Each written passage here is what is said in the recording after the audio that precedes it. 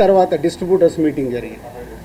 Distributors మీటింగ్లో వాళ్ళు నిర్ణయాలు తీసుకున్నారు. లేదు లేదు ఇలా కుదరదు, మా ప్రాబ్లమ్స్ మాకున్నాయి కాబట్టి జూన్ 1 నుంచి థియేటర్లు కంటిన్యూ అవ్వాలి, మేము సినిమాలు రిలీజ్ చేస్తాం, మాకెవరు థియేటర్లు ఇస్తే వాళ్ళకి ఇస్తాము. ఎందుకు ఈ రోజు వరకు నాకు తెలిసి కోవిడ్లో తప్పితే ఎప్పుడు సినిమా థియేటర్లు ముయ్యలేదు నాకు తెలిసి. మీకేమైనా తెలిసి ఉంటే చెప్పండి సార్, అప్పుడేదో థియేటర్లు మూసారని. ఈ రోజు వరకు కోవిడ్లో తప్పితే ఎప్పుడు థియేటర్ క్లోజ్ చేయరు. సినిమాలు రిలీజ్ ఉంటే సినిమాలు వేసుకోవాలనుకుంటారు ఎగ్జిబిటర్, మూసుకుంటే వాళ్ళకే నష్టం.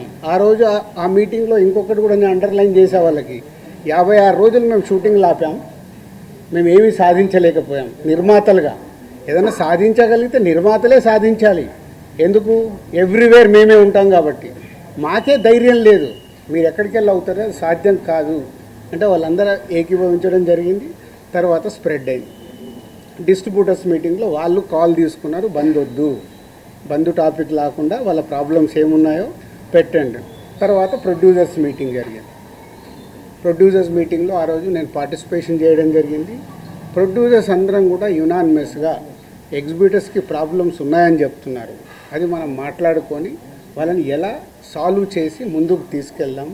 థియేటర్లు ముయ్యడాలు చేయడాలు వద్దు, జాయింట్ మీటింగ్ పెట్టండి, జాయింట్ మీటింగ్లో క్లారిటీగా ఇది చెప్పుదామని.